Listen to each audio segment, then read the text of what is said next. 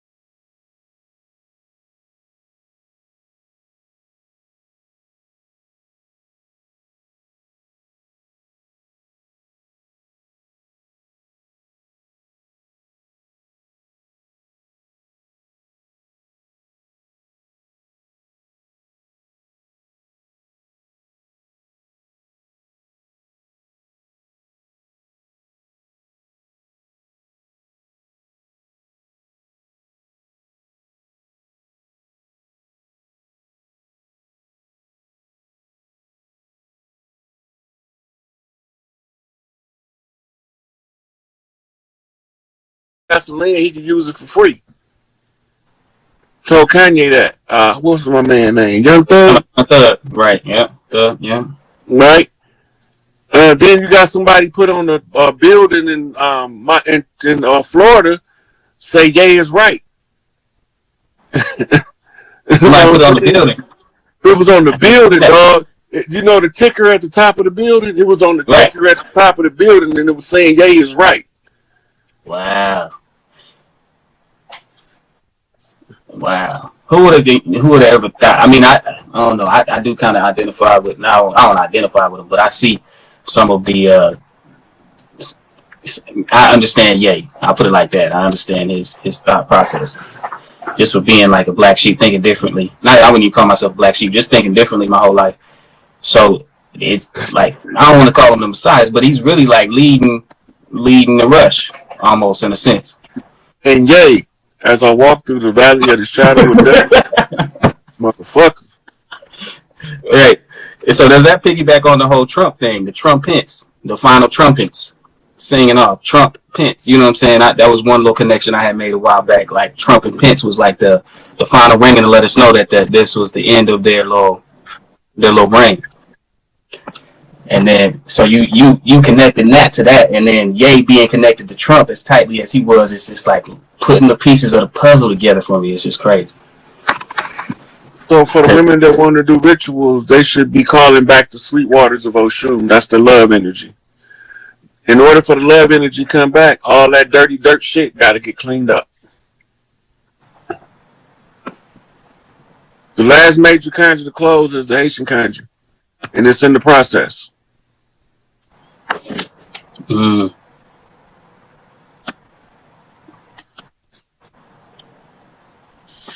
We acquaint ourselves with. Okay, let's see. Let's see what she talking about. That's what we were saying earlier about sinking back to the earth, walking barefoot and grounding. Yeah.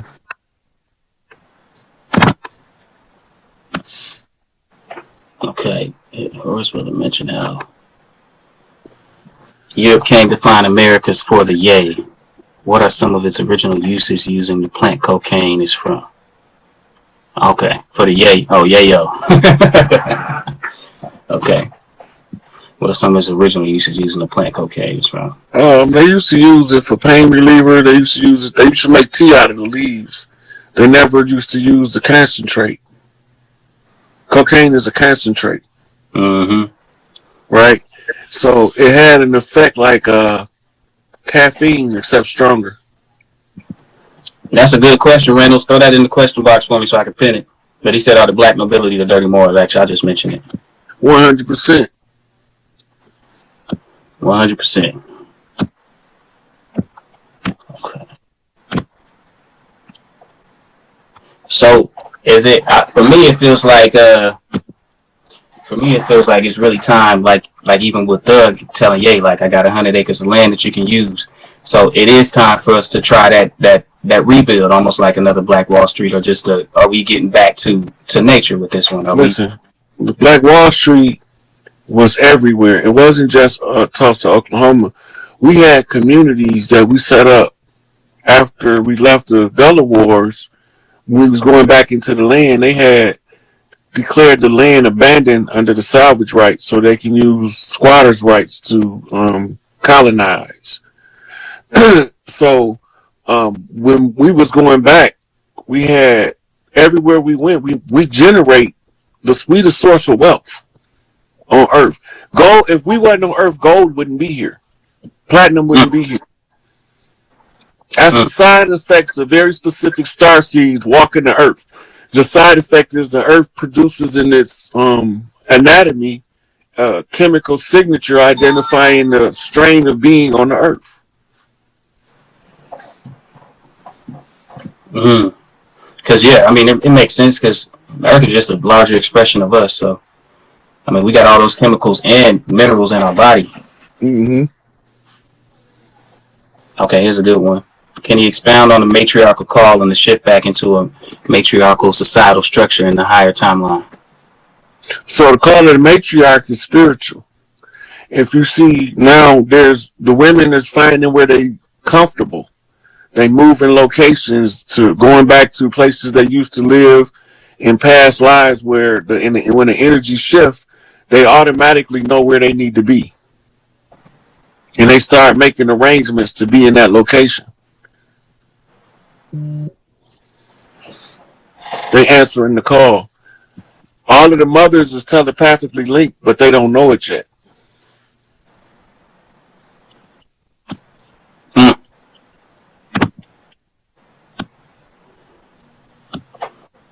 But let me see. And when do you feel like they'll know it? What will it take? Is just an awakening? Is it ritual or is it it's a subtle becoming aware. Okay. Right? The only reason I figured this stuff out is watching patterns. As I watch the patterns, I can't help but notice it.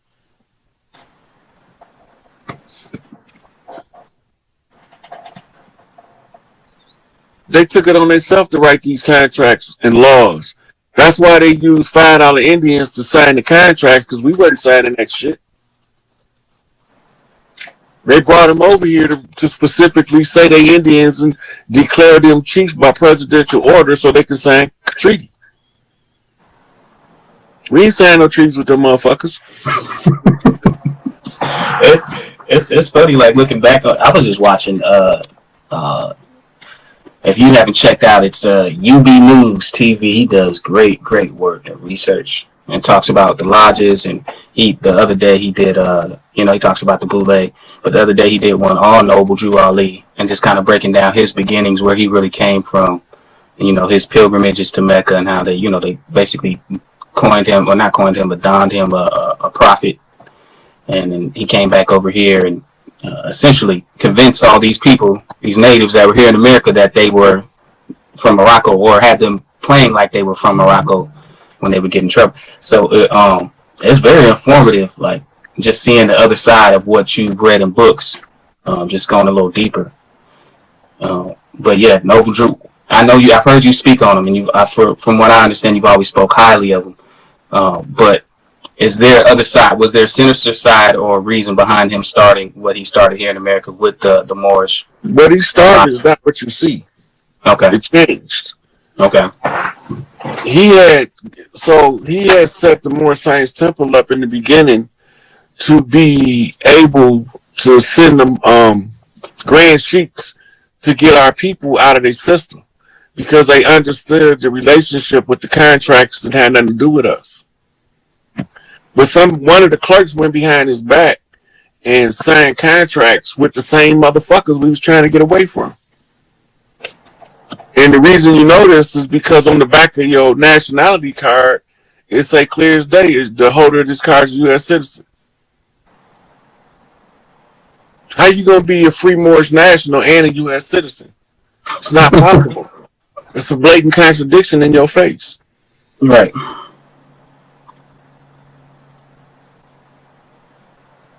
That's real. Okay, so here's a piggyback on that topic. Hey, Shane says, so should we be correct in status, declaring ourselves indigenous as Aboriginal, or just wait? At this point, you can just wait it out. If you know who the fuck you is, you can just wait it out. Disassociate from the system so that motherfucker could go and finish collapsing. Right. So, would you recommend something as simple as like deregistering yourself?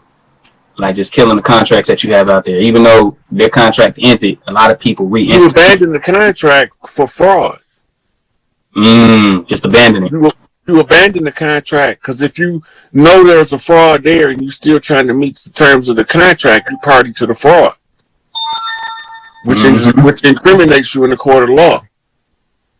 If anybody ever called them on that fraud in the court of law, all of the people who willingly participated in the fraud, once they became aware that the fraud existed, is just as guilty as the ones that started the fraud. Because if you still, yep. That's real. Good question, though.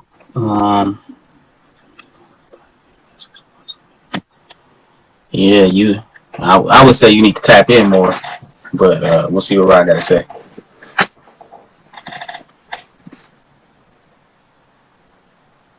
That's the essential symptoms he's describing. I can't see the whole thing. It says, is there a meaning behind my body being restless, or more so me not being asleep? It's been happening since a young age. It could be nutritional deficiency, but if your spiritual self is vibrating too high, you won't be able to sleep. You use a cat nap. So he's got to integrate that. Right. So he had to train himself, like what I did when I was locked up. Every night before they lock us down, I drink a big ass cup of water before I go to bed. Right? Because the water hydrates the body and is soothing to the central nervous system. Right?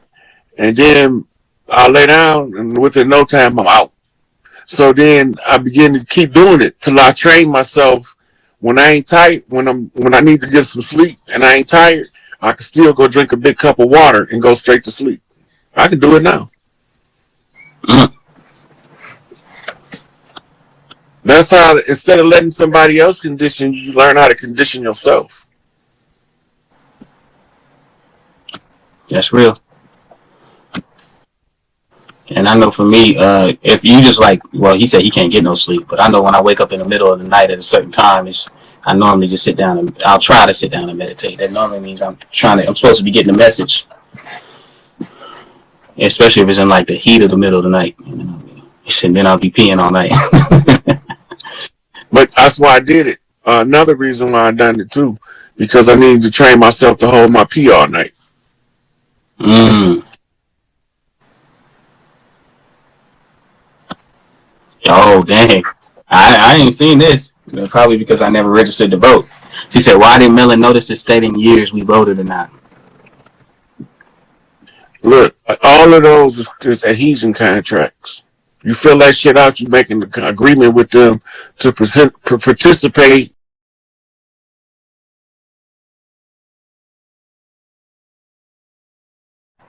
And the electoral college really decide that. It's basically a tacit agreement to follow whatever laws or whatever happens during that current regime. Going along with the get along. Dreaming about Papa Leg, but he bringing you a message. You need to figure out what it is.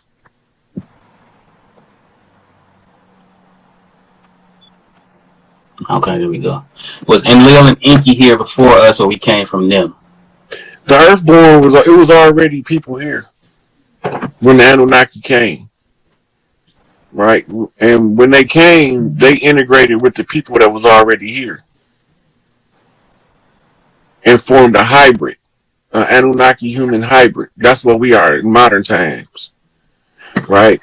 And they interacted with us on several different occasions. These is what they call in the theory of evolution the missing links. But it's really not the theory of evolution, right? It's really the intervention in the genome by the alien beings, and they manipulated the genome to cause us to forget, to shorten our lifespan, and Right. to make us controllable to do their work as Lulu-Amalu, as primitive workers. Mm.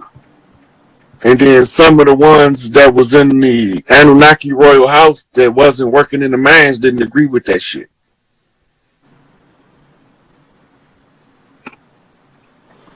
And that's when they created them other people. Okay, bad. And I'm gonna post a question, bro. I don't see it. Oh, there it is. Oh yeah, here you go.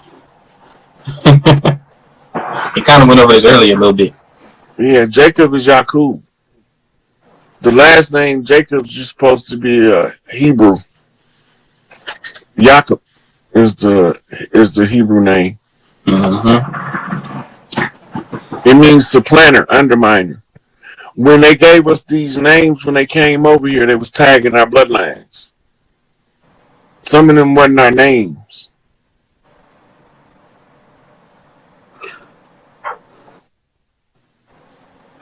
Okay, I'll save that one. Because the Yakub story is fascinating. But I did a series on Young Elder Show showing y'all exactly what the Yakub story was. Okay. With references. All right, I have to tap that in. You said with Young Elder? Yeah, it's like a 3 or 4 part series. Okay, but that's on his Instagram? YouTube. Okay.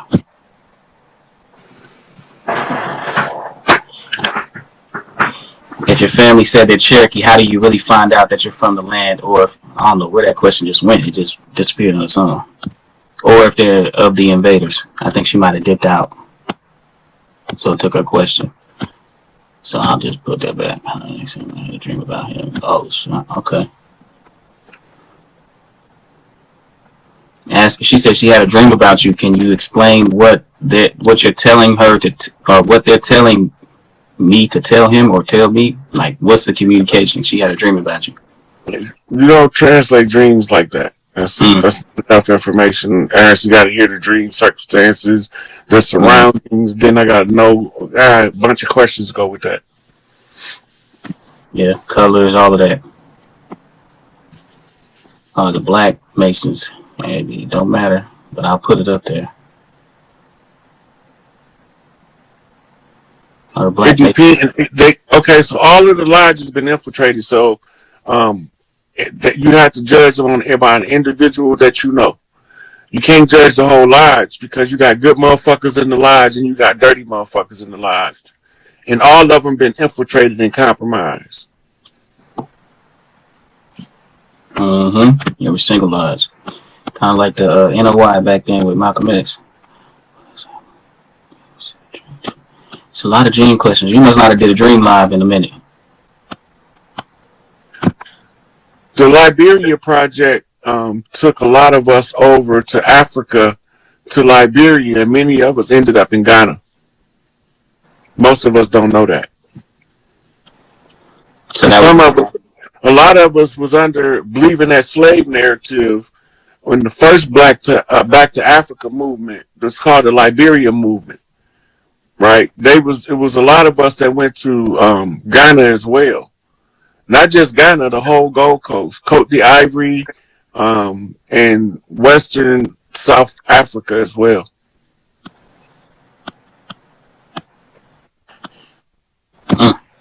That's part of your Pan-African studies. That's why Garvey was stressing it so much. You're studying the Pan-Africanism. Right, because the Africans going to tell you the same thing I'm telling you. We ain't from over there. We was already here. And we don't make that, as Garvey called it, that confraternity connection. Then we going to be stuck with the narrative the invaders gave us, with no way to disprove it, which is going to make us forfeit the right to our own shit. But when we go study the Pan-Africanism and the Africans is telling us don't believe that bullshit, they look like us, but they not us. The Africans say the same thing we say. The Arabs say the same thing we say. They look like us, but they ain't us. All skin folk ain't kinfolk. Why is that saying in all of these places? Because all of these places was invaded by the Etruscans, who became known as the conquistadors, who became known as the blackamoors. So the challenges was the George Washington challenge in the Masonic Lodge was the challenge versus the fezzes versus the feathers, master versus master. Is it one of y'all chiefs can rise up and know what side of the water you from? Will you know that you didn't come over here with a fez on? You was already here with a head full of feathers. Well, I ain't come over here with no fez on. Before it was ever a fez here, I had my feathers. So when I know that the lodges is infiltrated, I got to raise myself. That I can't go in their lodges if they infiltrate it, because they're gonna immediately know who I am. And then I got 3 ruffians again. Jabba-Lime, and Jabba-Lo. Busting me upside my head and shit. I ain't finna be going through that. I'll fuck one of them niggas up. So does that go into like discernment, or like your soul already knowing like who you belong to or what side you belong to, or is it true that people are easily manipulated into that doctrine, or just like thinking that they're Moorish but they're really not? Look, most people didn't start hearing about that shit till the 90s. That's around now. And most of the people that start hearing about it got it out of prison. And all of these grandiose claims to be in a superior jurisdiction to the government, all the time they having you becoming inferior to the government. They slave catching and don't even know it. The presumption of knowledge is worse than motherfucking no knowledge at all. Because you definitely gonna be misleading the motherfucker. So the good Moors came in with feathers to accept the challenge. and we had to win affairs. We was getting our ass kicked. They was telling us that shit. We was believing the shit out that shit. How did that? I mean, how was it so effective to where they made us forget where we came from so effectively? How did they do it so effectively to where even though our like the amnesia that comes with like our great grandparents and grandparents telling us who we are, and then we just wiping it off or wiping it away, saying the appearance of being official. It's true because I got it wrote down here on this piece of paper I just wrote. Right? It's true. Because it's written right here on this piece of paper I just wrote. That's never been verification of truth for us. The truth resonated on the frequency of the heart. If it don't sync with the heart's energy, then it's automatically false. The greatest expression of love is to tell the truth regardless of the consequences. That's where that saying comes. You can't manipulate a true man. No. You're right. Even with seduction, like a woman can't even tempt a true man because he's based off of what is right and what feels right, and he already knows what's right and wrong. He's already made that determination a while ago. Yeah. So, like for me, when I came across the information more, like when I first started getting into learning the rights, the system and learning your rights, that was one of the first things that I came across was the Moorish doctrine and everything that came along with that. But it just never resonated with me for some reason. I had a few people around me like, oh yeah, I'm gonna change my name to Bay this, L that, and I was just like, I don't know about that, bro. That's just, I knew when I first seen Noble Drew Ali, I didn't remember him like that. I recognized the face. I did not remember the head wrap. I do remember seeing him with plumes of feathers. I don't never remember seeing him with a turban on in past lives. So you think they hijacked him? He was part of the war. He had to go into their system, into the Scottish Rite. He went and sat with more Zionist Jews in New Jersey to find out what they were doing. We didn't know what they were doing to us. So then when he said he put all of their secrets in the public domain, it made it where we can read, what Chiefs now can read this shit. To find out exactly what's going on behind the curtain. Yep. So that's why